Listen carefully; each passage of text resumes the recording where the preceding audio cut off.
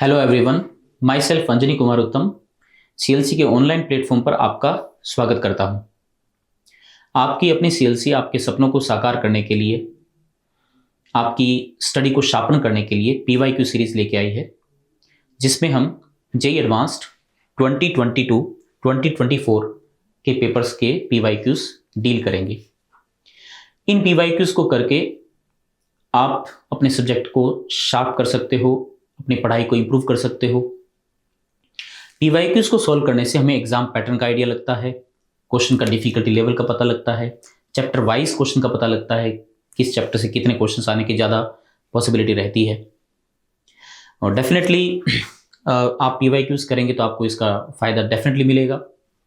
तो आइए शुरू करते हैं JEE advanced 2020-21 paper 2 physics section को। तो आइए पेपर 2 सेक्शन 1 क्वेश्चन नंबर 1 को डिस्कस करते हैं। क्वेश्चन नंबर पढ़ते हैं बेटा। One end of horizontal beam of weight W and length L is hinged on vertical wall at point O। तो एक रॉड दे रखी है, आपको बीम दे रखी है, इसका वेट W है, जो कि आपने यहाँ पर हिंज कर रखा है। इसका मतलब इस पर जो mg लगेगा, ठीक है, W जिसका वेट होगा बेटा वो यहां लग जाएगा सेंटर ऑफ मास पे, ठीक है। उसके अलावा देखते हैं आगे क्या लिखा है। Other end is supported by light inextensible rope. ये एक रॉप लगी हुई है बेटा, यहां पे टेंशन फोर्स लगेगा, इधर भी लगेगा। The other end of the rope is fixed at point Q at the height L above the hinge at point O, ठीक है। A block of weight W alpha W is attached at point P of the beam as shown the figure. यहाँ पर W alpha जो wait है वो आपने hang कर रखा है। इसका मतलब यहाँ पर भी जो फोर्स लग रहा है अल्फा इंटू W लग रहा है। This length is L/2, correct, okay. The rope can sustain A maximum tension of 2√2 W। इस T की मैक्स वैल्यू कितनी हो सकती है? 2√2 W, ठीक है। Which of the following statement is are correct? Correct statement पूछा बेटा अपन से। फर्स्ट पूछा the vertical component of reaction force eight O does not depend on alpha. O point पर जो फोर्स लग रहा है उस फोर्स का वर्टिकल कंपोनेंट जो है, राइट, वो अल्फा पर डिपेंड नहीं कर रहा है। तो ये रॉड इक्विलिब्रियम में है, तो बेटा अपन O के अबाउट जो टॉर्क है वो 0 कर देंगे। तो O पॉइंट पर लेट से मान लीजिए कि इस तरफ एक फोर्स लग रहा है, horizontal force, this is Fx, and vertical force मान लीजिए इधर लग रहा है Fy। ठीक है, जो वर्टिकल फोर्स है ना वो अल्फा पर डिपेंड नहीं करता है। आइए देखते हैं। ओके, तो ये वाला एंगल मैंने अज्यूम कर लिया थीटा है, ठीक है। एंगल वैसे ये वैसे हालांकि देखा जाए तो ये कैपिटल L है और ये L है। ये वाला एंगल थीटा बराबर कितना आ जाएगा? 45 डिग्री। दोनों लेंथ बराबर है ना, ऐसा। Okay, now torque about O must be 0। तो O के अबाउट जो टॉर्क है वो 0 के बराबर होना चाहिए। तो यहां पर अगर अपन देखें तो O के अबाउट टॉर्क देखो, W का टॉर्क कितना है इस W का? W इंटू L/2, इस तरफ रोटेट करने में हेल्प करेगा। अल्फा W का कितना आएगा? अल्फा W इंटू L, वो भी इसी तरफ। और टेंशन का जो टॉर्क आएगा T cos थीटा इस तरफ, T sin थीटा इस तरफ, T sin theta into L, sin theta into L, right. And what is theta? Theta is 45, तो sin थीटा की वैल्यू कितनी आ जाएगी? 1/√2। तो यहां से बेटा आपके पास ये L L L cancel out हो गया, तो T की वैल्यू अपने पास आ चुकी है। √2 को इधर मल्टीप्लाई कर दीजिए, तो W/√2 प्लस अल्फा W√2, ये वैल्यू आपके पास आ चुकी है। सो this is tension force, right. Tension हमारे पास आ चुका है। अब आपसे पूछा है यहाँ पर कि Fx की वैल्यू क्या है। देखो Fx और Fy की वैल्यू अगर अपन से पूछे तो आराम से अपन फाइंड कर सकते हैं बेटा। रॉड ऐसे इक्विलिब्रियम में है, तो T cos 45 is equal to Fx। Fx तो अपने पास आ जाएगा T cos 45 मतलब T/√2। तो T/√2 करेंगे तो इसमें √2 को डिवाइड कर देंगे तो वो आपके पास Fx आ जाएगा। तो Fx तो अल्फा पे डिपेंड कर ही रहा है। Fy की बात करें तो Fy ऊपर लग रहा है, तो Fy plus T sin 45, T sin 45 is T/√2, okay. Fy plus T sin 45, vertical direction जो नेट फोर्स है वो डाउनवर्ड डायरेक्शन फोर्स को बराबर करेगा W प्लस अल्फा W। चलिए डाउनवर्ड फोर्स लगा दी, अपवर्ड फोर्स लगा दी, बैलेंस कर देते हैं अपन। Fy प्लस T/√2, तो एक काम करते हैं T की वैल्यू रख दो यहाँ पर। T की वैल्यू रखें अगर अपन T/√2 में, तो W/2 plus alpha W equals to W plus alpha W। Correct, alpha W से अल्फा डब्ल्यू कैंसिल आउट हो गया, तो F Y is W by two, F Y की value exactly W by two आ रही है, इसका मतलब अल्फा पे डिपेंड नहीं कर रहा है, इसका मतलब फर्स्ट ऑप्शन करेक्ट है। The horizontal component of the reaction force at O is equal to W for alpha equal to 0.5। तो ये कह रहा है एफ एक्स की जो वैल्यू है वो डब्ल्यू के बराबर है अगर अल्फा की वैल्यू 0.5 है। रख के देखते हैं, आ जाओ। तो F X is T by root two ना, तो टी बाई रूट टू से डिवाइड कर दो, तो डब्ल्यू बाई टू आ गया, प्लस यहाँ आ जाएगा अल्फा डब्ल्यू। अल्फा की वैल्यू अगर 0.5 रख दो, मतलब 1/2 रख दिया जाए, तो W by to plus W by to कितना आ जाएगा, डब्ल्यू आ जाएगा ना। इसका मतलब ये वाला ऑप्शन भी करेक्ट है इसमें। Third, the tension in the rope is 2W for alpha equals to 0.5। तो अल्फा की वैल्यू 0.5 रख दीजिए, तो अल्फा की वैल्यू 0.5 अगर अपन रखें यहाँ पर 1/2 आ गया, 1/2 रूट टू 1/2, तो W by root two plus W by root two मतलब 2W बाई रूट टू मतलब रूट 2W। तो यहाँ पे रूट 2W आना चाहिए, लेकिन इसने हमें W दे रखा है, इसका मतलब ये वाला जो है वो गलत हो जाएगा। ठीक है। D, the rope breaks if alpha is 1.5। तो कह रहा है कि रोप जो टूट जाएगी अगर अल्फा की वैल्यू 1.5 के बराबर है। तो देख सकते हैं पर। आइए, तो टेंशन की मैक्स वैल्यू कितनी, 2 रूट 2W है ना, ये रख के देखते हैं और वहां से अल्फा की वैल्यू निकालते हैं। देखिए आ जाओ, तो यहाँ से वैल्यू आ जाएगी अपने पास W by root 2 plus alpha root 2W, है ना, यही वैल्यू टेंशन। और टेंशन की मैक्स वैल्यू कितनी है, 2 रूट 2W। तो यहाँ से W कैंसिल आउट हो गया, तो 2 रूट 2 अल्फा की वैल्यू 1/√2 को इसको सब्ट्रैक्ट करो, तो अल्फा रूट 2 बराबर कितना आ जाएगा, 2 रूट 2 माइनस 1/√2।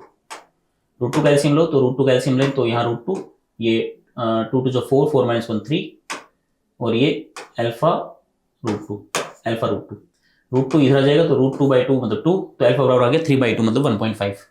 तो अल्फा की वैल्यू अगर 1.5 से अगर ज्यादा है तो इसका मतलब कंफर्म है रोप टूट जाएगी। ठीक है, तो इसके करेक्ट ऑप्शंस क्या आ जाएंगे, ए, बी एंड डी।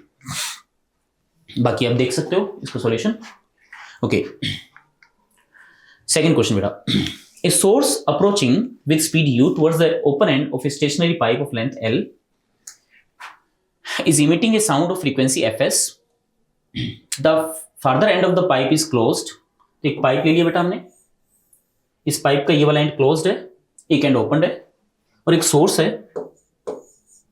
ठीक है, पाइप की लेंथ l आपको दे रखी है, और इस सोर्स की फ्रीक्वेंसी कितनी, fs। The speed of sound in air is v। Okay, इसमें जो साउंड जाएगा, साउंड जो ट्रैवल कर रहा है उसकी स्पीड v है, और ये जो सोर्स है खुद इसकी तरफ मूव कर रहा है, वो भी u स्पीड से। और f naught is the fundamental frequency of the pipe for which the following combination u and fs will the sound reaching the pipe lead to a resonance. Resonance कब होगा बेटा, जब दोनों की फ्रीक्वेंसी मैच करेगी।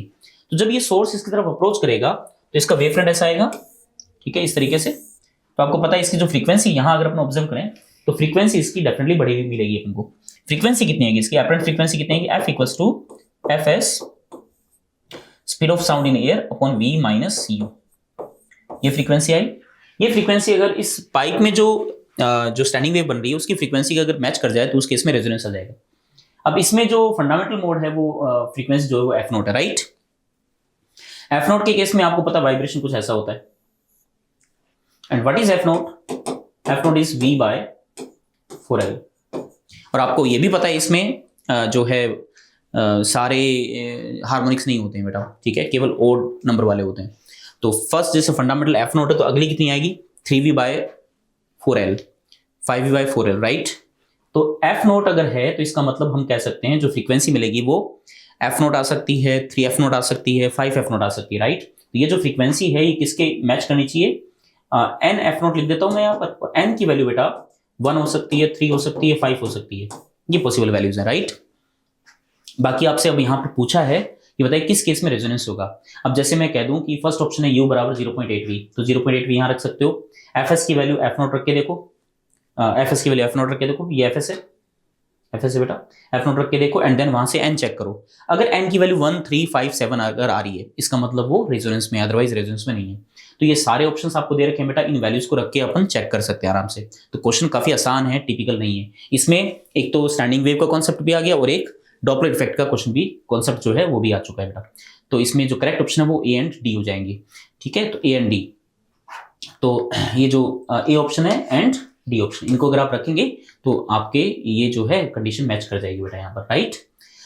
चलिए आगे बढ़ते हैं अब अपन।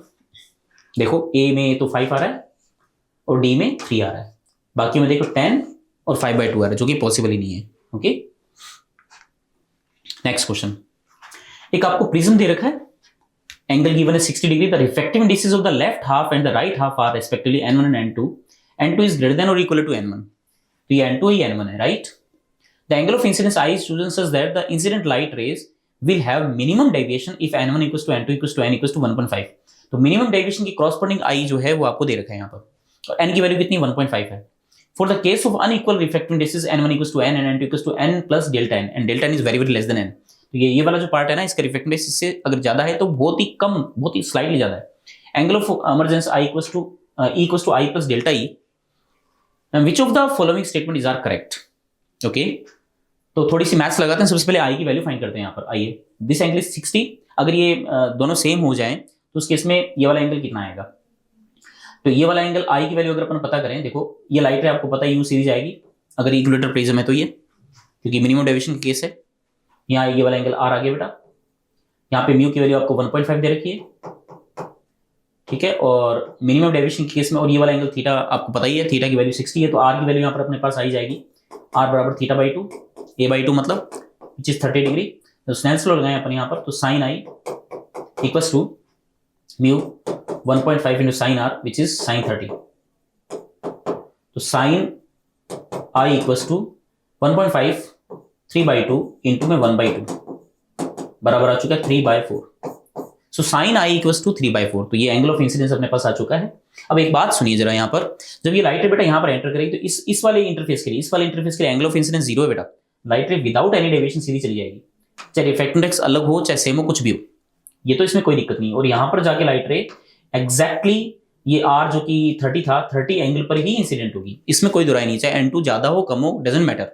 उसके बाद में लाइट जब बाहर जाएगी ना, हम उसमें इफेक्ट पड़ेगा, क्लियर। तो अपन से पूछा था value of delta is greater than that of delta n, ये हमें चेक करना पड़ेगा बेटा। नाउ रिफ्रैक्टिव इंडेक्स यहाँ पर n2 है which is 1.5 plus delta n, right, and delta n is very very small, और ये वाला एंगल E के बराबर है, सो E is I plus delta E, ये आपको दे रखा है, and delta is very very small, तो अप्रोक्सीमेशन यहाँ पे लिया जा सकता है। अगर यहाँ मैं स्नेल्स लॉ लगाऊं, इस वाले पोर्शन पे स्नेल्स लॉ अगर लगाया जाए तो कितना आएगा साहब, तो वो अपन आराम से लगा सकते हैं। तो यहाँ पे स्नेल्स लॉ लगाते हैं, जो तो mu which is n2 is n plus dn, right, n plus dn into में साइन 30, ये तो फिक्स है, इसमें कोई दिक्कत ही नहीं है। मेरी बात समझ गया ना आप, क्योंकि n आपने अगर कितना भी ज्यादा चेंज कर दिया डजंट मैटर, ये तो एंगल फिक्स ही रहेगा यहाँ पर, क्योंकि यहाँ पर डेविएशन नहीं हुआ ना, इसलिए बराबर। अब यहां देखते हैं अपन, आओ, तो यहां आ जाएगा 1 इंटू साइन I प्लस इसको अपन D ही मान लेते हैं, चलो this is D, right, small angle है। चलो अब इसमें स्नेल्स लॉ लगाते हैं अपन। स्नेल्स लॉ क्या है, स्नेल्स लॉ लगाई दिया हमने, अब इसमें थोड़ा सा अप्रोक्सीमेशन ले लेते हैं। साइन 30 इज 1/2, तो 1/2 आ जाएगा। साइन I प्लस D, ये D is very very small, तो साइन A प्लस B का फॉर्मूला लगा दो, साइन A cos B, तो sine I into cos B, cos delta E, D is very very small, then cos D की value approximately 1 हो जाएगी cos 0 के तरीके से, तो साइन आई आ जाएगा यहाँ पर, प्लस फिर कॉस आई एंड इंटू में sine D is very very small, then sine D is D, ये डी आ गया बेटा। Now what is sine I, sine is 3/4, तो 3/4 आप यहाँ पे प्लेस कर सकते हो, या n/2 है, या आपको dn की टर्म्स में आंसर चाहिए था, तो dn की टर्म्स में आंसर अपन लिख सकते हैं। n की वैल्यू कितनी है, 1.5 है, तो ये वैल्यू प्लेस करनी पड़ेगी हमें, 1.5/2 प्लस dn/2 बराबर, यहां आ जाएगा sine I which is 3/4 plus and cos I. अच्छा, कोस आई की वैल्यू कितनी आ जाएगी, sine cos I is √1 minus sine square I, cos I is √1 minus sine square I, and what is sine I, sine is 3/4, तो 3 का square 9/16, यहां पर आ जाएगा बेटा डी, ये वैल्यू आ चुकी है अपने पास, ठीक है। तो नाउ 1.5 इज 3/2 एंड 3/4 आ गई, 3/4 से 3/4 कैंसिल आउट हो गया डायरेक्ट, तो अपने पास dn/2 आ चुका है यहाँ पर डायरेक्ट। और यहां से अगर अपन देखें बेटा इसको simply, so this is dn/2 बराबर, ये आ जाएगा 16 - 9, राइट, 16 - 9, ये कितना आ जाएगा, ये सही कैलकुलेशन किया है, हाँ सही है ये, तो चलिए, तो कितना है रूट में 16 माइनस 9, तो √7, ये √7 आ गया, और ये आ जाएगा √16 का मतलब 4, ये डी आ गया बेटा, 2 से 2 कैंसिल आउट हो गया। So what is D? D आ चुका है अपने पास 2/√7 dn। ठीक है, तो उम्मीद आपको ये समझ में आ गया होगा। तो अब देखते हैं, आओ सबसे पहला क्या कह रहा था, वैल्यू ऑफ डेल्टा ई या D is greater than that of delta N. तो क्या डी की वैल्यू dn से ज्यादा है? तो √7 डेफिनेटली 2 से तो ज्यादा ही होगा, तो इसका मतलब ये तो कम है इससे, तो गलत है ये तो। B, delta is proportional to dn, yes D is proportional dn, ये सही है। Delta E lies between 2 and 3 milli radians, okay, क्योंकि ऑब्वियसली वो रेडियन में ही है। इफ डेल्टा एन इज 2.8 × 10⁻³ तो 2 × 10⁻³ वहां पर dn की जगह आप रख सकते हो, dn की वैल्यू, और 2/√7 से मल्टीप्लाई करो। ठीक है, तो इन दोनों ऑप्शन को चेक किया जा सकता है बेटा, सी एंड डी। तो जब अपन कैलकुलेट करेंगे तो इसमें करेक्ट ऑप्शन क्या आएगा? सी आ जाएगा। ठीक है, कॉन्सेप्ट वहां पर मैंने आपको बता दिया है, इसमें वैल्यू प्लेस करनी है, बस चेक करना है बेटा। फोर्थ क्वेश्चन पे आइए। A physical quantity S vector is defined as S vector equals to E vector cross B vector upon mu naught, where E vector is the electric field and B vector is the magnetic field and mu naught is the permeability of free space. The dimension of S vector are the same as the dimension of which of the following quantities? Okay, बेटा ये Poynting vector है, और Poynting vector का जो magnitude होता है ना वो इंटेंसिटी होती है। एक्चुअल में ये जो पार्ट दे रखा है ना आपको, इसकी यूनिट इंटेंसिटी की यूनिट है, दिस इज इंटेंसिटी, और इंटेंसिटी होती है पावर अपॉन में एरिया, सिंपल। तो पावर अपॉन में एरिया देखना आपको, और उससे अपन को पता लगाना है। सबसे पहले जैसे एनर्जी अपॉन में चार्ज और करंट दे रखा है, राइट? तो चार्ज और करंट को अपन रिलेट कर सकते हैं। तो जैसे एनर्जी जो होती है U = Q इंटू आप कह सकते हो, जैसे करंट को अगर मैं रिलेट करूं, चलो I = Q/T होता है, तो Q = I × T हो जाएगा। तो यहां तो एनर्जी ऊपर, एनर्जी अपॉन में यहां पर Q की वैल्यू हो जाएगा I × T, I और I² हो जाएगा, और ये T आ गया। ठीक है, और फिर एनर्जी भी ऊपर बचा हुआ है यहां पर, और ये करंट भी है अपने पास, तो करंट का स्क्वायर आ रहा है, और यहां पर टाइम भी आ रहा है अपने पास, राइट? तो क्या मैं इसको पावर की टर्म्स में रिलेट कर सकता हूं? तो एनर्जी को, अगर एनर्जी को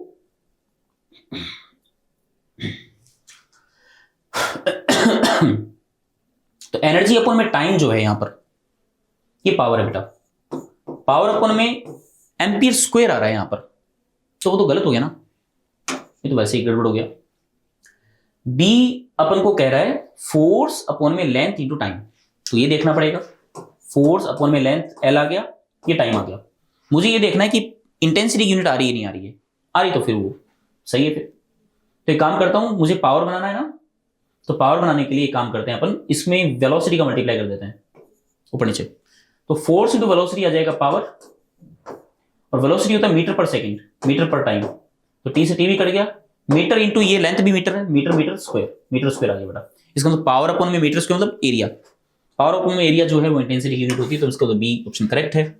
सी अगर अपन देखें, एनर्जी अपॉन में वॉल्यूम, तो वॉल्यूम एनर्जी, एनर्जी तो चलो ई है, वॉल्यूम आ जाएगा मीटर क्यूब, करेक्ट? तो यहां से तो अपन अगर मैं टी का ऊपर नीचे मल्टीप्लाई भी कर दूं, तो ये E/T तो अपने पास पावर आ गया, लेकिन ऊपर पावर के साथ में ऊपर टाइम भी आ रहा है, मीटर क्यूब भी आ रहा है, तो फिर वो गड़बड़ हो जाएगा बेटा। सी भी गलत है, ए भी गलत है, पावर अपॉन एरिया तो है ही, कह रही है, तो करेक्ट ऑप्शन क्या आ जाएंगे इसके? B and D. ये देखो B and D.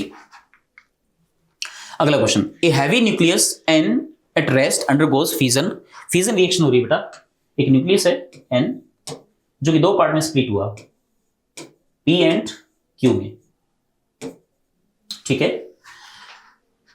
Let delta is mn minus mp minus mq, इसका मतलब अपन को इसने मास डिफेक्ट दे दिया, सीधी सी बात है, ठीक है। और masses of p q and n respectively, ep and eq are the kinetic energy of p and q respectively. जब जैसे ये न्यूक्लियर फिजन रिएक्शन होगी तो ये एनर्जी जो रिलीज होगी, एनर्जी किस फॉर्म में रिलीज होगी? काइनेटिक एनर्जी की फॉर्म में, और मोमेंटम कंजर्व रहेगा, तो इनिशियल मोमेंटम जीरो, क्योंकि रेस्ट में था, तो फाइनल मोमेंटम भी जीरो होगा। इसकी काइनेटिक एनर्जी जो है वो ep है, और इसकी काइनेटिक एनर्जी बेटा eq, ठीक है। इसका मतलब ये हुआ, इसका जो मोमेंटम आएगा वो कितना आएगा? 2 mass of p is mp, under root में कर दे तो इसका मोमेंटम आ गया, और इसका मोमेंटम देखें तो 2 mass of q into eq, ये इसका मोमेंटम आ गया बेटा। मोमेंटम कंजर्व रहेगा तो इनिशियल मोमेंटम जीरो, दोनों मोमेंटम एक दूसरे को कैंसिल आउट करेंगे।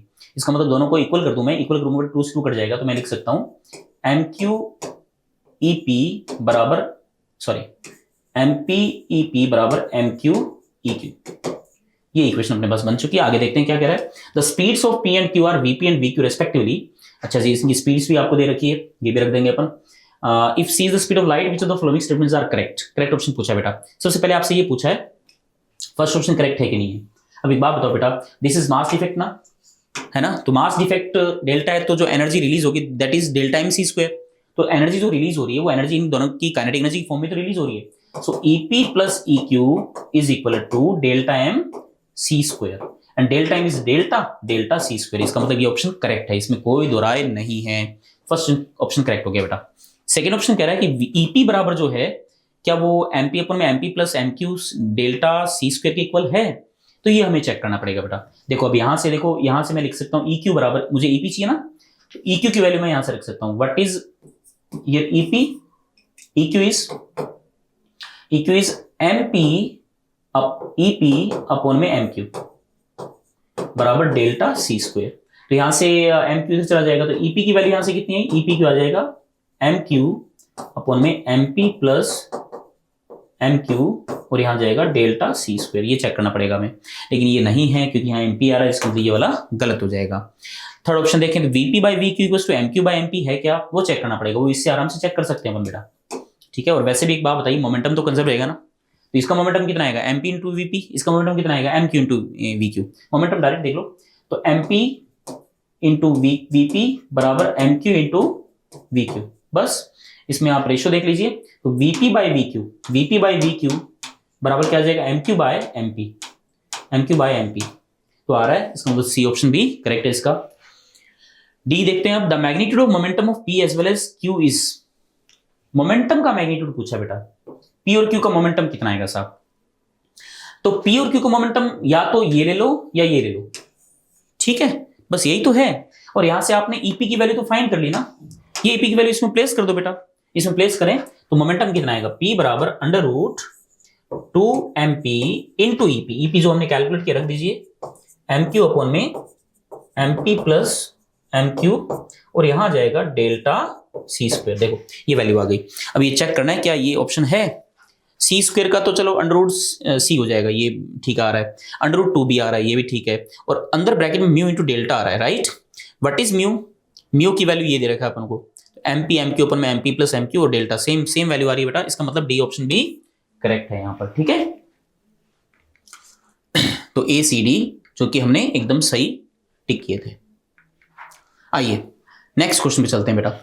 To concentric circular loops, one of radius r and other of radius 2r, lies in xy plane with the origin as their common center, as shown in the figure. The smaller loop carries current I1 in the anti-clockwise direction and the larger loop carries current I2 in the clockwise direction. ये तो anti-clockwise direction और ये clockwise direction में, ये ध्यान रखना अच्छे से, ठीक है। And I2 is greater than 2 times of I1, तो I2 की वैल्यू 2I1 से भी ज्यादा है। Bxy denotes the magnetic field at point xy in the xy plane. Which of the following statements are correct? First question पूछा bxy is perpendicular the xy plane at any point in the plane. तो एक बात बताइए, इस wire के कारण magnetic field की बात करें अगर अपन, ठीक है, तो मैग्नेटिक फील्ड इसका किधर आएगा, इधर आएगा, और इसका किधर आएगा, अंदर की तरफ आएगा। तो ये तो कंफर्म है ना, bxy is perpendicular the xy plane at any point the plane. इस प्लेन में किसी भी पॉइंट पे चर्चा कर लें अपन, तो मैग्नेटिक फील्ड तो इस प्लेन के परपेंडिकुलर आएगा, या तो अंदर आ सकता है या बाहर आ सकता है, सीधी सी बात है। इसका मतलब फर्स्ट ऑप्शन करेक्ट है इसका, इसमें कोई दो राय नहीं। डी mode of bxy मतलब magnitude depends on x and y only through the radial distance root में x square plus y square, ठीक है। bxy depends on x and y only through the radial distance r। तो किसी भी point में magnetic field जो है क्या ये r पे डिपेंड करेगा, ओनली डिपेंड्स ऑन r।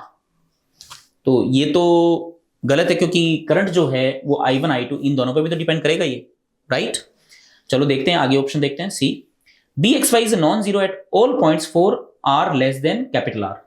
तो कैपिटल R से अगर कम पे चले अगर अपन यहां पर किसी भी पॉइंट पर क्या मैग्नेटिक फील्ड इसका जीरो होगा, ये हमें देखना है, ठीक है। अब एक बात सुनिए, इस वायर के कारण मैग्नेटिक फील्ड यहां पर किधर की तरफ आ रहा है, बाहर की तरफ आ रहा है, और इस वाले वायर के कारण मैग्नेटिक फील्ड किधर की तरफ आएगा, अंदर की तरफ आएगा। तो अगर मैं इस वाले वायर के कारण मैग्नेटिक फील्ड सेंटर पे भी देखूं तो कितना आएगा, mu naught I1 bye 2r, और इसका कितना आएगा, म्यू नॉट I2 बाय, ये आ जाएगा 2 into 2r मतलब 4r। ये आ गया सेंटर पे मैग्नेटिक फील्ड मैंने कैलकुलेट किया। अब ये कह रहा I2 की वैल्यू 2I1 से ज्यादा, अगर ये 2I1 के एग्जैक्टली बराबर होता, इसके बराबर होता, फिर तो इसको कैंसिल आउट करता है ना, ऐसा। तो दैट मीन्स ये तो यहां पर मैं कह सकता हूं कि इस पॉइंट पर तो मैग्नीफिक जीरो नहीं होगा, ये तो कंफर्म है। लेकिन प्रॉब्लम ये है कि क्या इस रीजन में, क्योंकि हमें BXY पूछा तो किसी भी डिस्टेंस पे हो सकता है ना, R is less than capital R, मतलब क्या इस रीजन में भी क्या मैग्नेटिक फील्ड जीरो हो सकता है? Is non zero at all points कह रहा है R is less than R, तो R लेस देन R पर क्या सभी पॉइंट पर मैग्नेटिक फील्ड जीरो है? तो यहीं जीरो नहीं आ रहा वो तो, करेक्ट। तो इसका मतलब ये गलत हो गया, सी गलत हो गया बेटा। डी देखते हैं, BXY points normally outward from the XY plane, ठीक है, for all points between the two loops, दोनों लूप के बीच में अगर अपन बात करें, यहां पे इस रीजन में अगर अपन बात करें तो मैग्नेटिक फील्ड किस तरफ जाएगा जी? देखो इस वायर का मैग्नेटिक फील्ड किधर की तरफ आएगा?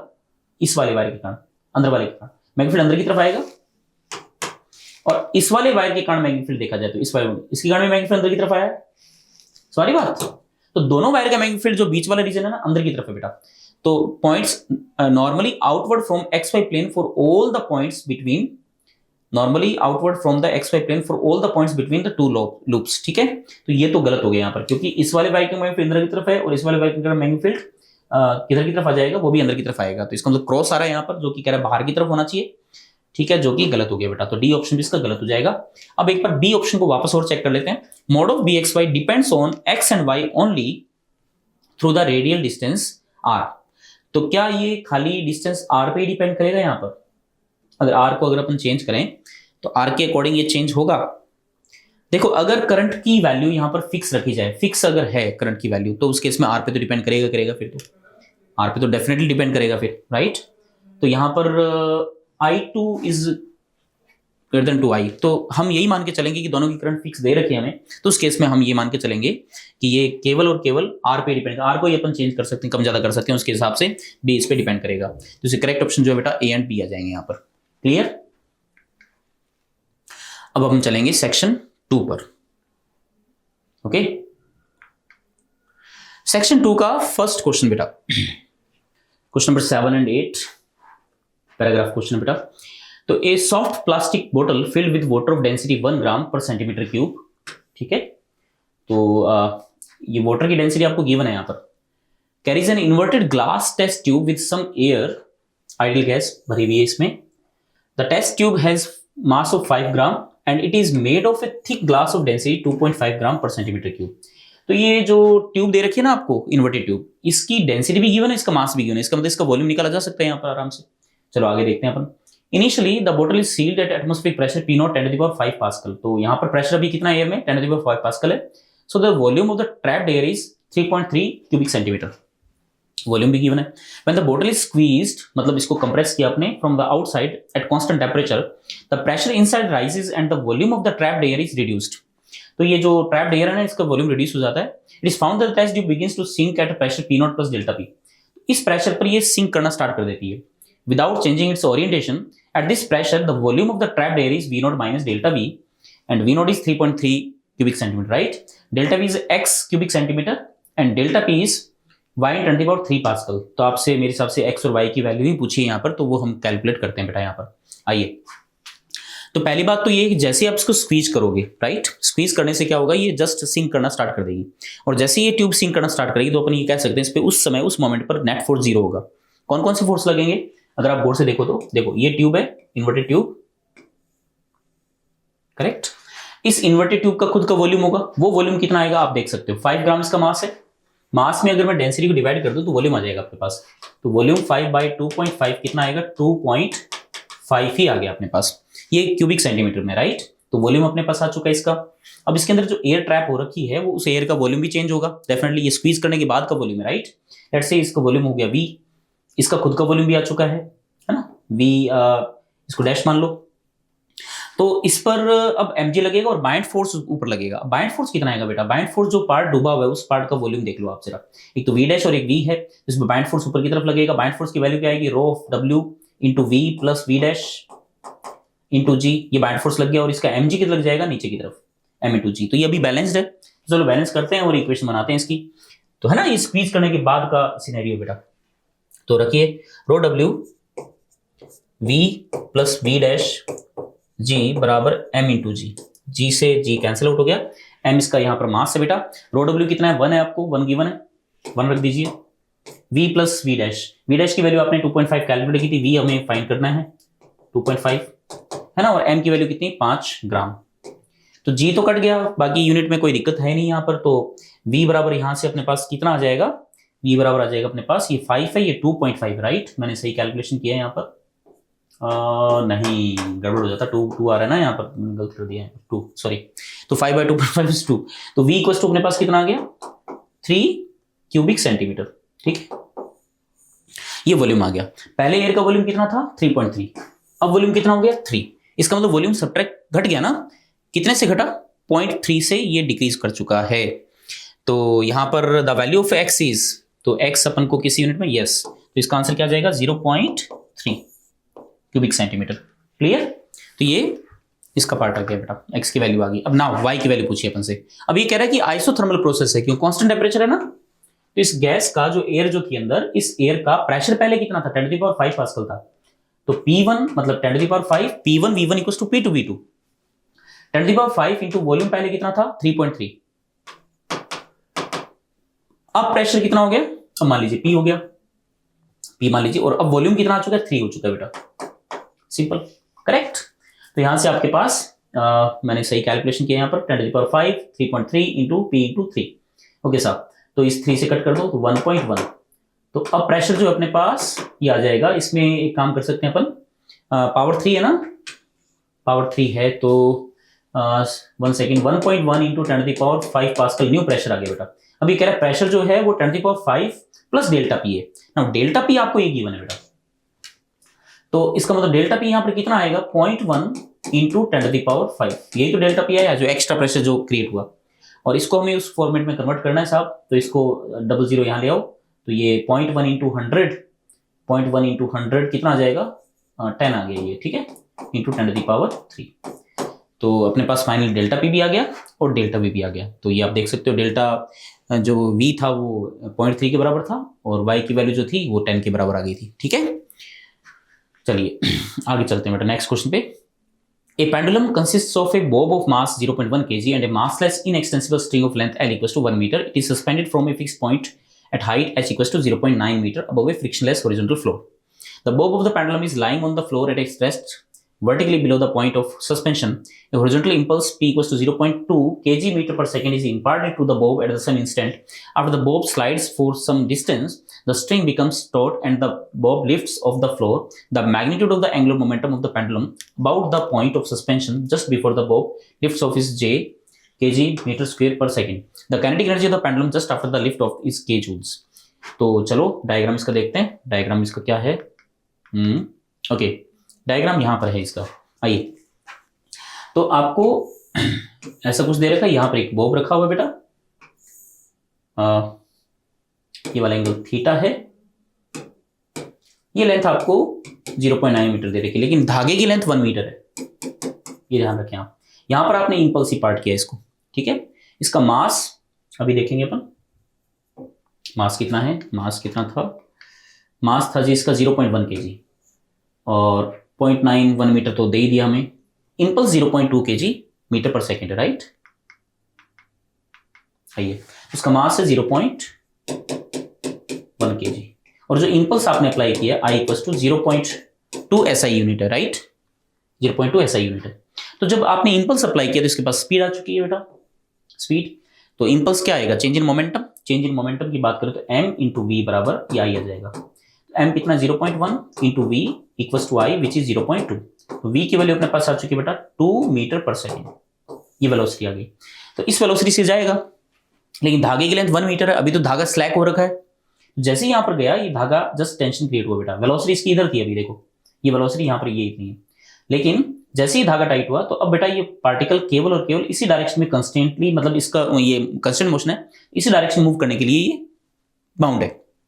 तो इस डायरेक्शन में ये वेलोसिटी मान लीजिए v डैश से ये जंप किया इसने, या उछला या इस तरह मूव करना स्टार्ट किया, ये वाली जो वेलोसिटी ये डिमेंशन खत्म हो जाएगी, कारण कि यहाँ पर जो टेंशन फोर्स है वो इंपल्सिव फोर्स लगेगा, तो इस टेंशन इस वेलोसिटी को ये जो है वो जीरो कर देगा बेटा।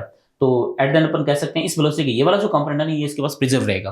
So if this angle is theta तो ये 90 माइनस थीटा आ जाएगा, ये 90 आ जाएगा, तो ये वाला एंगल थीटा आ गया, तो v डैश बराबर कितना है बेटा, v cos ऑफ थीटा। तो इस वेलोसिटी से ये फाइनली मूव करेगा यहाँ पर। तो आपसे पूछा है कि जैसे यहाँ से ये लिफ्ट ऑफ होगा तो उस समय एंगुलर मोमेंटम बताइए। तो एंगुलर मोमेंटम कितना है बेटा, L equals to about this point equals to velocity mass into velocity which is v cos theta into perpendicular distance which is 1 metre.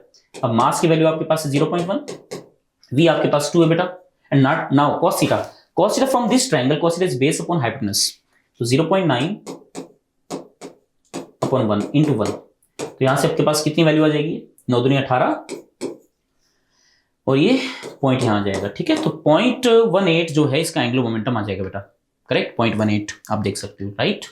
Okay, now kinetic energy पूछिए। अब kinetic energy बताओ यहां पर कितनी आएगी, half m 0.1 into v dash square मतलब v square cos theta. v cos theta की value कितनी है, v cos थीटा 2 इंटू 0.9 तो 1.8 आ गया ये, तो 1.8 का होल स्क्वायर कर दो और आपके पास काइनेटिक एनर्जी भी आ जाएगी। तो इसको आप अगर सोल्व करोगे तो आंसर आ जाएगा इसका 0.16, ठीक है, जूल के अंदर। तो आप देख सकते हो बेटा। चलिए नेक्स्ट क्वेश्चन पे चलें। In a circuit, a metal filament lamp is connected in series with a capacitor of capacitance C microfarad across a 200 volt 50 hertz supply. The power consumed by the lamp is 500 watt while the voltage drop across it 100 volt. ठीक है, तो एक capacitor connected है, ठीक है, एक metal filament है, ध्यान रखना, लैंप है एक मतलब, और सीरीज में एक कैपेसिटर कनेक्टेड है जिसका कैपेसिटेंस C माइक्रोफेरेड है अक्रॉस 200 वोल्ट 50 हर्ट्ज सप्लाई। तो एक लैंप लगा दिया मैंने, लैंप एक रेजिस्टेंस बेटा और कुछ नहीं है, और एक कैपेसिटर हमने लगा दिया जिसका कैपेसिटेंस C माइक्रोफेरेड और एक 200 वोल्ट की सप्लाई लगा दी हमने, AC सप्लाई है, ठीक है, 50 हर्ट्ज सप्लाई।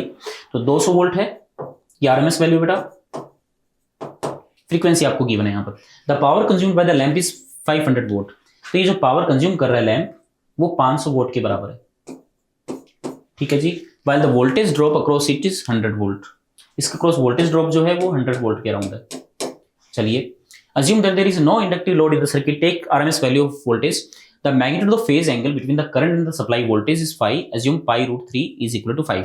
तो सबसे पहले C की वैल्यू अपन से पूछिए। आइए, तो सबसे पहले अपन बात करते हैं बेटा, इस रेजिस्टेंस के क्रॉस पावर कितना कंज्यूम कर रहा है, ये 500 वोट, तो सिंपल रेजिस्टेंस है ये। तो पावर क्या आएगा यहाँ पर, पावर आ जाएगा V RMS square by R, simple, ठीक है, V RMS square by R। तो यहाँ से आपके पास पावर आपको दे रखी है 500 वोट है, और रेजिस्टेंस आपके पास है बेटा यहाँ पर, रेजिस्टेंस की वैल्यू हमें फाइंड करनी है यहाँ पर, रेजिस्टेंस आराम से अपन पता कर सकते हैं। तो R बराबर कितना आ जाएगा, V RMS square, V RMS 100 का स्क्वायर आ जाएगा बेटा यहाँ पर 10,000 अपॉन में पावर कितना है 500, तो इसका रेजिस्टेंस कितना है 20 ओम आ गया, सो दिस इज 20 ओम, ये रेजिस्टेंस आ गया, क्लियर, ओके। तो अब अच्छा, इसमें करंट भी अपन पता कर सकते हैं आराम से, करंट की वैल्यू कितनी आएगी, तो करंट भी देख लीजिए, IRMS बराबर P बराबर VRMS IRMS, देन IRMS बराबर P अपॉन में VRMS। व्हाट इज पावर 500 100, इससे कैंसिल आउट हुआ 5 एम्पियर, तो ये भी करंट की आरएमएस वैल्यू है, तो इसमें 5 एम्पियर करंट बेटा फ्लो कर रही है। ओके, नाउ अब देखिए टोटल वोल्टेज कितना 200 है, तो हमें इसका इंपीडेंस निकालना है। इंपीडेंस को अगर इस वोल्टेज में डिवाइड कर दूंगा तो मेरे पास आईआरएमएस आ जाना चाहिए। तो आईआरएमएस इज 5, तो what is IRMS, IRMS is VRMS, जो कि पूरा सोर्स का जो वोल्टेज वो आएगा अपॉन में जेड। जेड कितना आएगा यहाँ पर, root of R square plus X square. Now what is IRMS, IRMS अपने पास आ चुका 5, VRMS is 200, okay, and root of R square, R is 20 ना, 20 का स्क्वायर प्लस एक्स स्क्वायर, तो इससे कैंसिल आउट करो, ये 40 आ गया, स्क्वायरिंग करेंगे बोथ साइड, तो वहां पे 4 चौक 16, 1600 आएगा, बराबर यहां आ जाएगा 20 का स्क्वायर, तो यह आ जाएगा 400 प्लस में एक्सी का स्क्वायर, तो यहां से आ जाएगा अपने पास 1200, राइट। एक्सी बराबर आ जाएगा रूट में 1200, 1200 मतलब 400 इंटू 3, तो यह आ जाएगा 20 इंटू रूट 3, ठीक है। एक्सी की वैल्यू आ गई। Now what is XC, XC is 1 upon, ठीक है, ओमेगा सी। तो फ्रीक्वेंसी आपको कितनी गिवन है 2 पाई, तो 2 पाई इंटू 50 इंटू सी, ठीक है, आई थिंक आपको समझ में आ गया होगा। तो एक्स इज 1/ओमेगा सी होता है, ओमेगा की वैल्यू 2πf, एफ की वैल्यू 50 है इंटू सी। यहां से आपको सी की वैल्यू चाहिए, सी की वैल्यू माइक्रो में है यहाँ पर, तो माइक्रो में कन्वर्ट कर 10⁻⁶ से मल्टीप्लाई कर देंगे अपन। तो आइए तो इसको डिवाइड कर देते हैं, तो 1/2π50 और ये आ जाएगा 20√3। ओके, ये हमने कर लिया यहाँ पर। तो चलिए अब 10⁻⁶ से मल्टीप्लाई कर देते हैं इसको।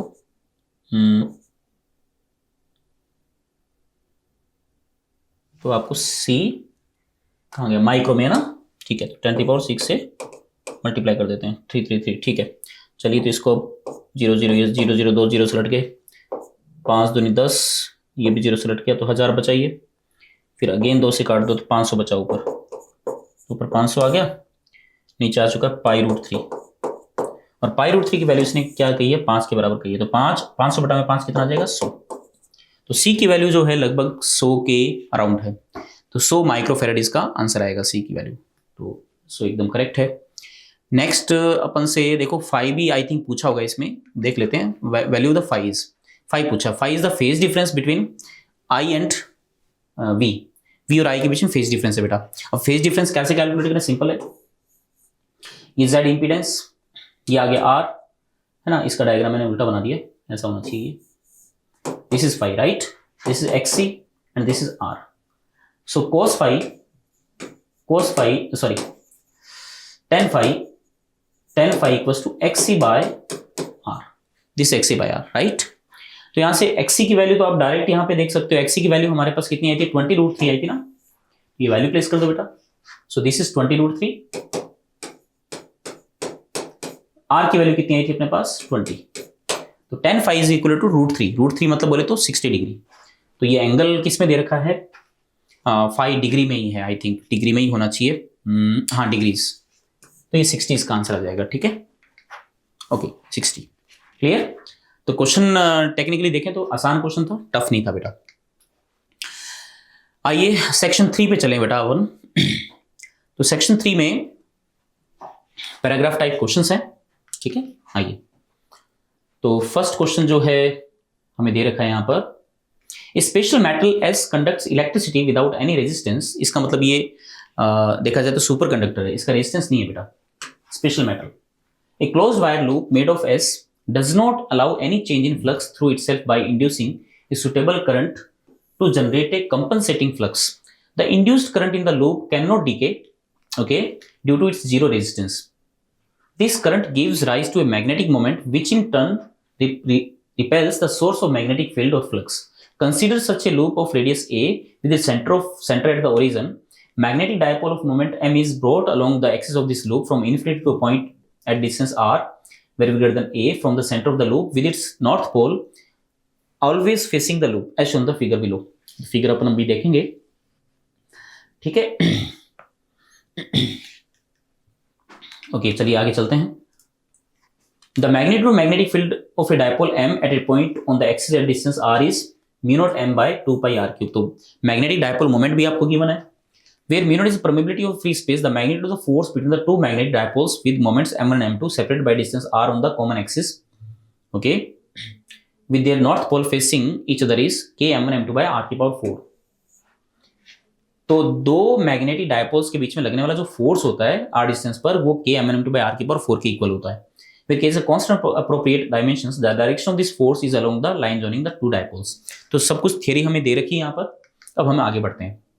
ये डायग्राम है साहब, ये डिस्टेंस r है, ये लूप है और ये मैग्नेटिक डायपोल मोमेंट, इसका नॉर्थ पोल इस तरफ फेस कर रहा है। तो ये जो है हम देखते हैं, हम इसको इस तरफ लेके जाएंगे। आई थिंक क्वेश्चन क्या है, when the dipole m is placed at distance r from the center of the loop as in the figure, the current induced in the loop will be proportional to, okay। तो आप infinity से r distance पे लेके आ रहे हो, right. तो infinity से अगर r डिस्टेंस पे अगर हम लेके आए इसको, राइट, तो ये कहीं ना कहीं मैग्नेटिक फील्ड तो इसमें से पास हो रहा होगा ना, तो ये अपोज करेगा। ये सुपर कंडक्टर है तो ये इसमें से फ्लक्स को पास नहीं होने देगा। अब फ्लक्स को पास नहीं होने देगा तो इस डायपोल के कारण r डिस्टेंस पर मैग्नेटिक फील्ड इसी तरफ आएगा। उस मैग्नेटिक फील्ड की वैल्यू कितनी आनी चाहिए, ये हमें दे रखा है इसमें, देखो ये रहा, mu naught m by 2 pi r cube। Correct, ये मैग्नेटिक फील्ड इसमें से पास होगा। और ये जो सुपर कंडक्टर है ना बेटा, ये फ्लक्स पास नहीं होने देगा। टोटल फ्लक्स इसमें पास होने वाला कितना होना चाहिए? 0 होना चाहिए।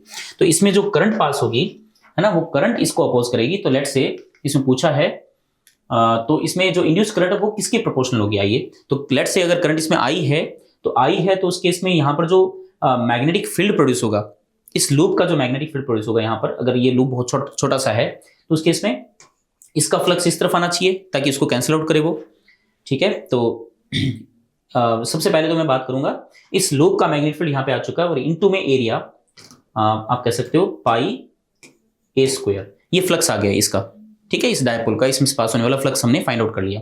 और ये फ्लक्स जो है वो फ्लक्स लूप का जो फ्लक्स आएगा उस फ्लक्स को कैंसिल आउट करेगा। अब इस लूप में अगर करंट में आई एज्यूम कर लूं तो आई के कारण यहाँ पर मैग्नेटिक फील्ड के सेंटर पे कितना प्रोड्यूस होगा वो फील्ड अपन फाइंड कर सकते हैं। That field is mu not I upon में 2 pi A. Okay, 2 pi A, this is the magnetic field, right.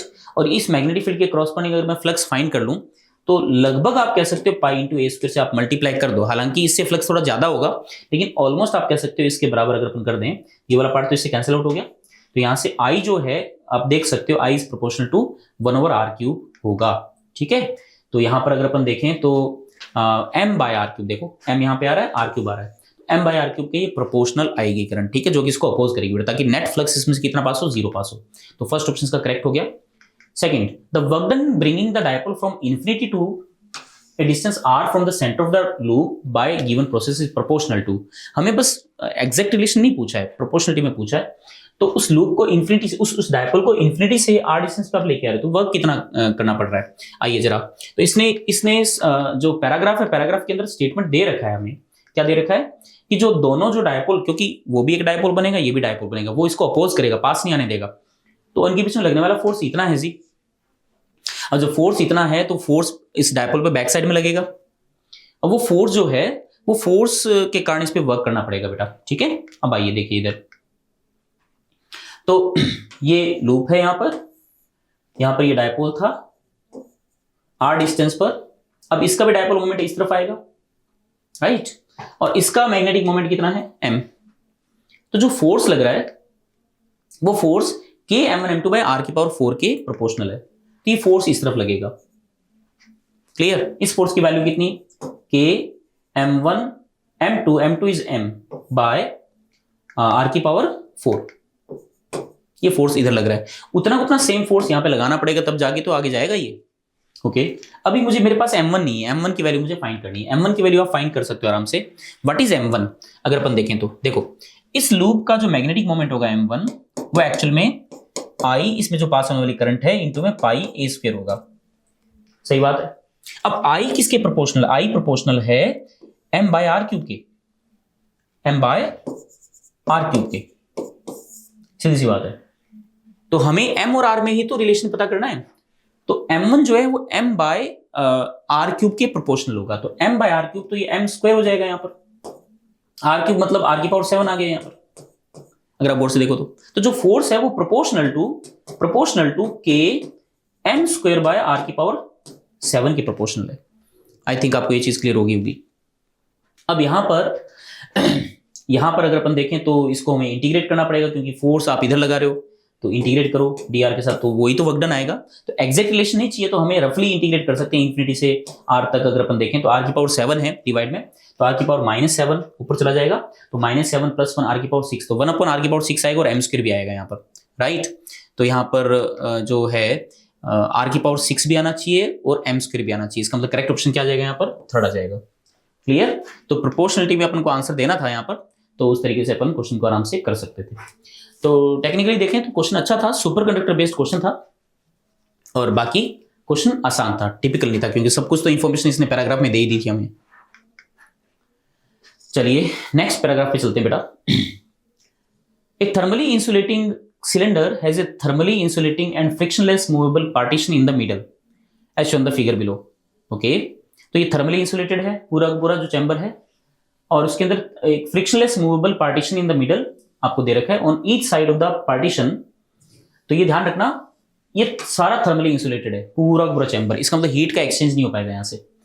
और frictionless movable partition in the middle दे रखा आपको, on each side of the partition there is 1 mole of an ideal gas, दोनों side में 1 मोल ideal gas, यहाँ पे 1 मोल है, यहाँ पे 1 मोल है, with specific heat at constant volume Cv equals to 2R and R is the gas constant. Initially, each side has a volume V0, temperature T0. The left side has an electrical heater which is turned on at very low power to transfer heat Q to the gas on the left side. As a result, the partition moves slowly towards the right, reducing the right side volume to V0 by 2. Consequently, the gas temperature on the left and right side becomes TL and TR. थोड़ी देर बाद में देखें तो इसका temperature TL हो जाएगा और इसका हो जाएगा TR. चलो जी, ignore the change in the temperature of the cylinder, heater and the partition. Okay, चलिए आगे बढ़ते हैं अब इसमें. The value of T R by T not is, T R by T not की वैल्यू हमसे पूछी है यहाँ पर. ओके, तो एक चीज देखिए इसमें क्या कुछ अपन को काम की चीजें मिल रही है. देखो, thermally insulating and frictionless movable, ठीक है, has a thermally insulating and frictionless movable partition. तो ये पूरा थर्मली इंसुलेटिंग है और ये भी थर्मली इंसुलेटिंग है. इसका मतलब इनमें आपस में हीट का एक्सचेंज हो ही नहीं सकता किसी भी हालत में, राइट. इस चैम्बर में हीट का एक्सचेंज किसी भी हालत में नहीं हो सकता. इसका मतलब ये जो गैस है, ये तो गैस डेफिनेटली एडियाबैटिक कंप्रेशन में ही जो है प्रोसेस होगी. इस वाली गैस को हीट एनर्जी मिल रही है बाय हीटर, इसका ध्यान रखें हमें, ठीक है. और ये पिस्टन धीमे धीमे जाएगा. फाइनली ये कंफर्म है कि फाइनल जो प्रेशर होगा वो सेम हो जाएगा, इक्विलिब्रियम में होगा. ये धीमे धीमे आप हीट को प्रोवाइड कर रहे हो बेटा, very low power to heat transfer heat Q to the gas on the left side. तो फिलहाल ये अपन को ये कह रहा है कि फाइनल जो वॉल्यूम है, ठीक है, राइट साइड वॉल्यूम जो है वो V0 by 2 हो जा रहा है. ठीक है साहब, तो अब अपन आराम से इस क्वेश्चन को कर सकते हैं. तो सबसे पहले अपन से पहला क्वेश्चन पूछा T R by T note, right side का ही पूछा है. राइट साइड वाली जो गैस है एडियाबैटिक कंप्रेशन होगा. एडियाबैटिक के लिए आप क्या करेंगे, T V to the power gamma minus 1 वाला कॉन्सेप्ट लगाएंगे. तो टी नॉट, पहले टी नॉट था, वॉल्यूम V0 था, V0 की पावर गामा माइनस 1 बराबर फाइनल टेम्परेचर हमें पता करना है टी आर. अब वॉल्यूम हो चुका है बेटा V0 by 2, राइट साइड का volume V0 by 2 by power gamma minus 1. ठीक है, V0 की पावर गामा माइनस 1 तो कट जाएगा यहाँ से. तो टी आर की वैल्यू यहाँ से कितनी है, टी आर बराबर आ जाएगा T naught as it is और 2 की पावर गामा माइनस 1 आ जाएगा बेटा, 2 की power gamma minus 1. Now what is gamma. अब देखो Cv आपके पास 2R है, तो Cp कितना आ जाएगा, Cp बराबर Cv plus R which means 3R. तो 3R बाय 2R मतलब 3/2. तो 3/2 अगर आप यहाँ प्लेस करोगे तो 3/2 माइनस 1, 3/2 माइनस 1 मतलब 1/2. इसका मतलब तो टी आर की जो वैल्यू वो आ जाएगी अपने पास T not times root 2, T not times root 2 ये वैल्यू आ चुकी है. अब हमसे ये वैल्यू पूछी है कि T R by T not कितना आएगा. तो T R by T not की वैल्यू रूट 2 आ रही है बेटा, है ना. तो इसका करेक्ट क्वेश्चन क्या आ जाएगा, ये आ जाएगा, देख सकते हो आप. अगला पूछा था value of Q by R T not.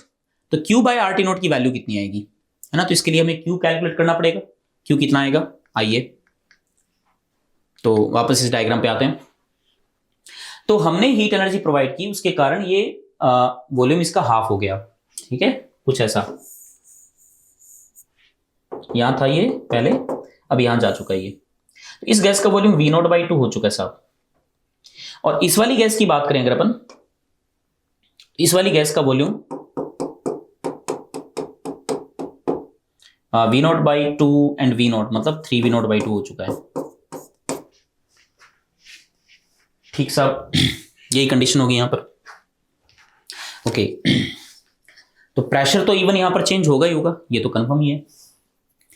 तो हीट एनर्जी कितना होना चाहिए यहां पर. तो एक चीज देखिए, जो भी ये हीटर हीट सप्लाई करेगा उस एनर्जी के कुछ पार्ट, ये वाली गैस जो है आपको ये तो पता लग रहा है ये गैस कंप्रेस हो रही है यहां पर. ठीक है, गैस जब कंप्रेस होगी तो इसमें जो एनर्जी है इसकी इंटरनल में चेंज आएगा. टेम्परेचर फाइनल आपके पास आ चुका है, इसका कितना है, टी नॉट रूट 2 है. पहले टेम्परेचर कितना था, टी नॉट था. तो इस गैस को जो हीट एनर्जी मिल रही है, एडियाबैटिक कंप्रेशन की बात करें तो यहां पर हीट एनर्जी कितनी है, 0 है, क्योंकि एडियाबैटिक है ये. तो इस गैस में तो कोई हीट एनर्जी आएगी नहीं, ये तो खत्म. अब इस गैस को हीट एनर्जी मिल रही है सारी की सारी, लेकिन ये वाली जो गैस है ये एक्सपेंड तो हो रही है ना. इस गैस का एक्सपेंशन हो तो गैस का वर्क डन तो कंफर्म होगा, ये डन है. गैस का वर्क डन होगा और साथ साथ इस गैस का टेम्परेचर भी तो चेंज होगा. इस गैस का वॉल्यूम तो V0 by 2 हो गया और इस गैस का वॉल्यूम 3V0 by 2 हो गया बेटा. तो यहां से जो हीट एनर्जी सप्लाई हो रही है उस हीट एनर्जी का कहां यूज हो रहा है, अगर आप गौर से देखो तो इसकी इंटरनल में चेंज आएगा, टेम्परेचर इसका भी बढ़ेगा, इसकी इंटरनल में चेंज आएगा, राइट. और कुछ पार्ट ये गैस वर्क करने में एक्सपेंड करेगी. और एक चीज गौर से देखना, जो वर्क करेगी वो वर्क डन इसी को तो मिलेगा चेंज इन इंटरनल एनर्जी में, क्योंकि इसको हीट तो एनर्जी मिल नहीं रही, हीट एनर्जी तो मिल नहीं रही, तो इसकी एनर्जी जो बढ़ रही है वो वर्क डन के बराबरी तो होगा। इसका मतलब जो क्यू जो हीट एनर्जी मिलेगी यहाँ पर टेक्निकली बात करें अपन तो इसकी एनर्जी में चेंज प्लस इसका वर्क डन, और वर्क डन जो है वो इसकी एनर्जी में चेंज के बराबर होगा। इसका मतलब डेल्टा U1 इसमें और डेल्टा U2 इसमें, तो delta U1 plus delta U2 करके अपन आराम से Q की वैल्यू फाइंड आउट कर सकते हैं बेटा। अब प्रश्न ये उठता है सर इसमें डेल्टा U कितना आएगा? डेल्टा U इसमें आराम से फाइंड आउट किया जा सकता है। इसका टेम्परेचर T0√2 है, पहले था T0, CV आपको दे रखा है यहाँ पर 2 आ रहा है, तो इसमें एनर्जी में चेंज कितना आएगा? डेल्टा U2 में लिख देता हूँ, डेल्टा U2 बराबर N, नंबर ऑफ मोल्स यहाँ पर कितने गिवन है साहब? नंबर ऑफ मोल्स गैस के 1 मोल, हाँ यस, तो N की वैल्यू 1 इंटू CV की value 2R into temperature difference कितना आएगा? √2 T0 माइनस T0, मतलब √2 माइनस 1 इंटू T0, ये डेल्टा U2 आ गया, राइट। अब डेल्टा U1 कैलकुलेट करना मुझे। डेल्टा U1 कैलकुलेट करने के लिए आपको इसका टेम्परेचर चाहिए। पहले टेम्परेचर कितना था? TL या T0, अब टेम्परेचर कितना हो गया? TL। टेम्परेचर कैसे फाइंड करें साहब? तो टेम्परेचर फाइंड करने के लिए अगर आप देखो तो पहले, अच्छा ये जो गैस है इस गैस का प्रेशर पहले और बाद में इस वाले गैस का प्रेशर सेम होगा, फ्रिक्शनलेस होती है, पिस्टन मूव नहीं कर रहा, तो प्रेशर सेम होगा ना। तो यहां पर अगर अपन देखें तो टेम्परेचर पहले T0 था, वॉल्यूम V0 था, प्रेशर मान लो P0 था, ठीक है। और तो मैं आइडियल गैस इक्वेशन लगाऊं तो मैं लिख सकता हूं ना P0 V0 बराबर NR T0 इक्वेशन 1, ठीक है। अब जब वॉल्यूम 3V0/2 हो गया तो प्रेशर मान लो P हो गया यहां पर, तो P 3V0/2 बराबर NRTL इक्वेशन 2। अब मुझे प्रेशर कैलकुलेट करना है। तो सर प्रेशर बात ऐसी है कि जब ये इस वाली स्टेट में जाएगा पिस्टन, इक्विलिब्रियम में तो होगा ना, तो बोथ साइड प्रेशर सेम होना ही चाहिए। यहां प्रेशर P है और यहां वाला प्रेशर भी P होना चाहिए, फिर तो इसका मतलब P जो इधर वाली जो गैस थी उसमें भी प्रेशर सेम ही होगा। P V to the power, V volume कितना था? V0 पहले प्रेशर P0 था, तो P0 इंटू V0 की power gamma equals to P, बाद में प्रेशर P हो गया P इंटू V0/2 की पावर गामा, यही तो प्रेशर आएगा दूसरे चैम्बर में। तो यहां से V0 की पावर गामा कैंसिल आउट हो जाएगा बेटा, P की वैल्यू यहां से अपने पास कितनी आ जाएगी? 2 की पावर गामा इंटू P0।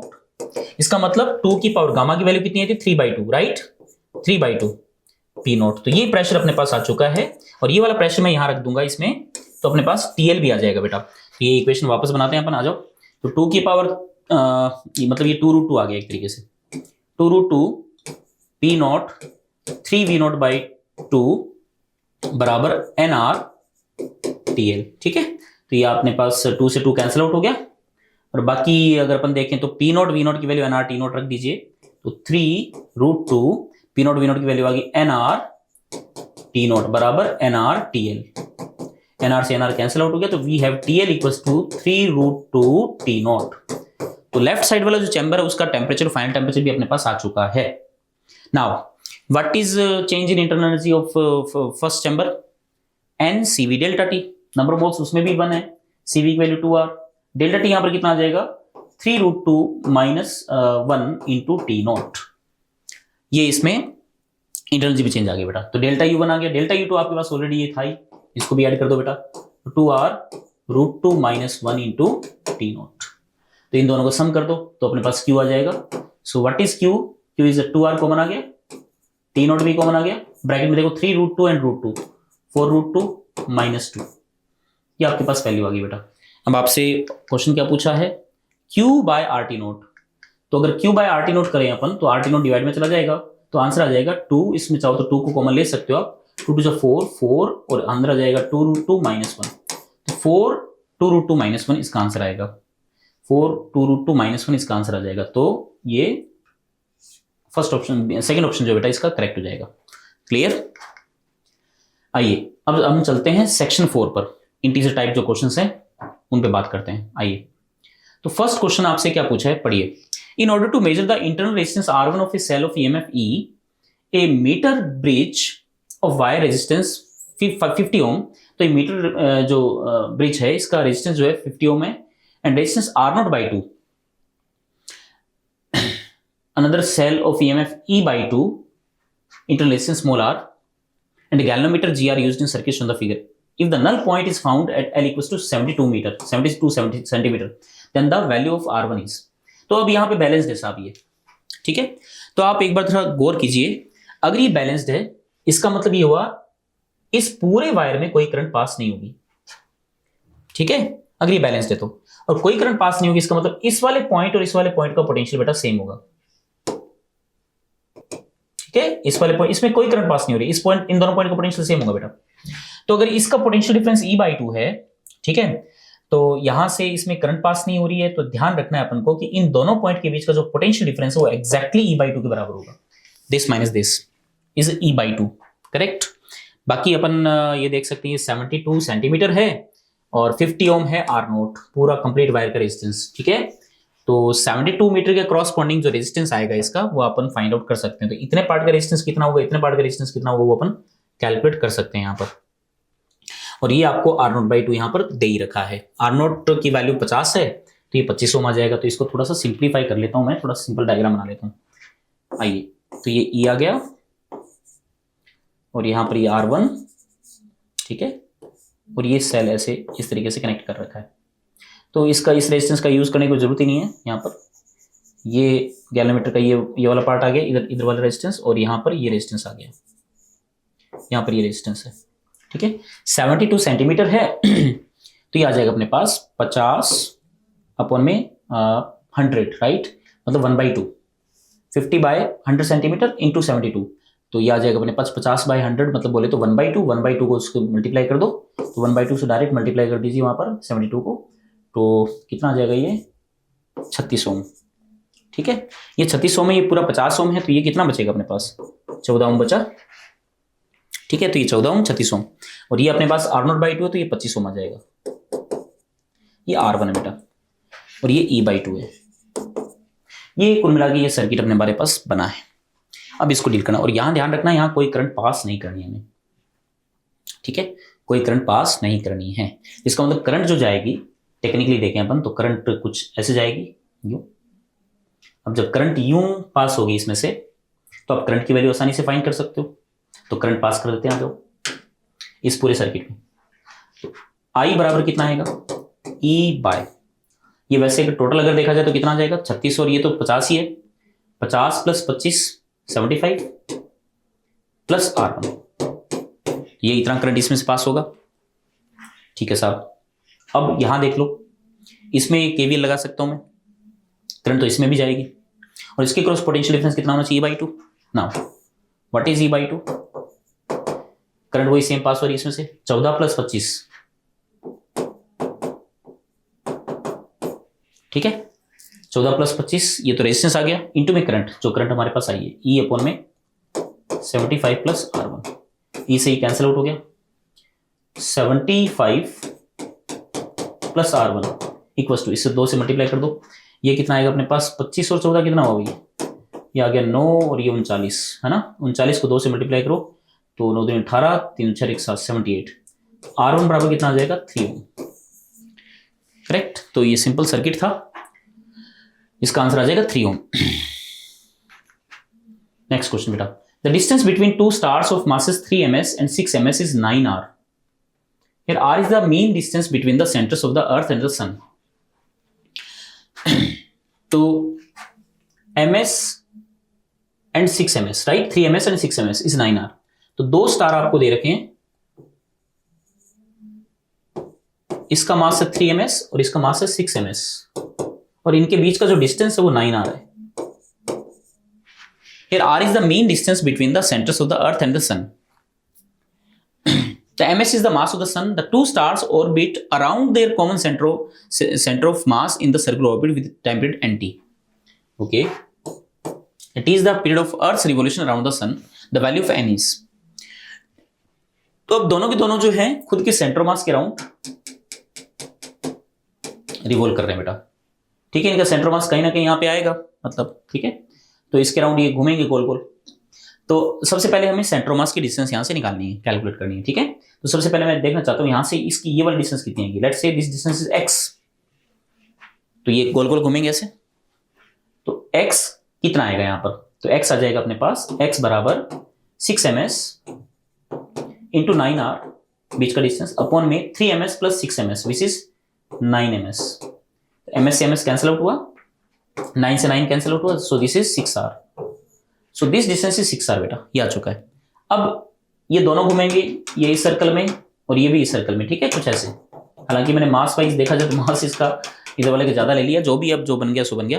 तो इस पर ये सर्कुलर ऑर्बिट में घूमेंगे ऐसे, कुछ ऐसे, सेंटर मास वहीं का वहीं रहेगा। तो इस वाले पार्टिकल पे जो फोर्स लग रहा है 6 ms जो लगाएगा, वो फोर्स कितना आएगा, force is g 3 ms into 6 ms, तो ये आ गया 6 × 18 ms², अपॉन में डिस्टेंस कितना दोनों के बीच का 9r, तो 9r का होल मतलब 81r², ये फोर्स लग गया। और ये फोर्स जो है इस पर सेंट्रीपिटल फोर्स प्रोवाइड कर रहा है, और सेंट्रीपिटल फोर्स क्या आएगा 3 ms का mv²/r, मतलब 3 msv², या m ω²r कर दीजिए, ω²r, and r is x बेटा इसके लिए, और x आप फाइंड कर चुके हो विच इज 6r। तो यहां से ms से एक ms कैंसिल आउट हो गया, और इस 6 से ये काट सकते हो, 6 × 18, 3 से काट दो इसको, ये आ जाएगा 27, और बाकी यहाँ पर 3 और बच गया ना, हाँ 3 बच चुका है यहाँ पर, 3 तो 81 वापस आ जाएगा। ठीक है, तो ये 81 आ गया। और बाकी अगर ω² देखें यहाँ पर, तो ω² अपने पास आ चुका है g ms अपॉन में 81r³, ये आ चुका अपने पास। क्लियर? तो ओमेगा की वैल्यू अपने पास आ चुकी है, ये रूट में आ जाएगा, और ओमेगा बराबर आ जाएगा 2π/t'। ठीक है, अब ये जो t' है वो nt के बराबर है, n × t, और कैपिटल T किसके बराबर है, अर्थ के रिवोल्यूशन का।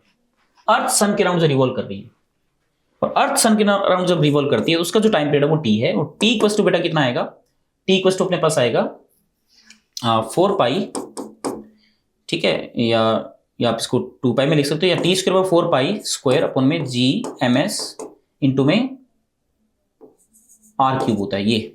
ठीक है, तो यहां से t की वैल्यू आप प्लेस कर सकते हो, हालांकि रूट t की वैल्यू रखनी थी, तो खैर t की वैल्यू रख देते हैं, 2π अपॉन में √g ms r⁵2, ये वैल्यू मैं यहां प्लेस कर सकता हूं इसमें। यहां प्लेस कर दीजिए, तो 2π अपॉन में n टाइम्स t, और t की वैल्यू आ जाएगी अपने पास 2π r⁵2, और ये आ जाएगा अंडर रूट में gms बराबर √gms अपॉन में 81 का 9 आ जाएगा, r⁵3/2, r⁵3/2 कैंसिल आउट हो गया, 2π से 2π कैंसिल आउट हो गया, √gms से √gms कैंसिल आउट हो गया, तो यहां से n की वैल्यू कितनी आ रही है अपने पास 9। ठीक है, तो सिंपल क्वेश्चन था ये, टिपिकल क्वेश्चन नहीं था। चलिए आगे बढ़ते हैं 19th में। In a photo emission experiment the maximum kinetic energy of photo electrons from metal P, Q, R are EP, EQ, ER respectively, and they are related by EP equals to 2 EQ equals to 2 ER। 3 metal plates हैं अपने पास P, ठीक है, Q and R, और इनसे जो electrons निकलेंगे बाहर उनकी मैक्सिमम काइनेटिक एनर्जी अपन को दे रखी है, EP, इसकी EQ और इसकी ER, तो इनका रिलेशन आपस में ऐसा दे रखा है। In this experiment the same source of monochromatic light is used for metals P and Q while a different source of monochromatic light is used for metal R। इन दोनों के लिए तो सेम सोर्स यूज किया हमने, इन दोनों के लिए, तो इसका मतलब इनके लिए जो फोटोन एनर्जी है वो E रहेगी, सेम रहेगी।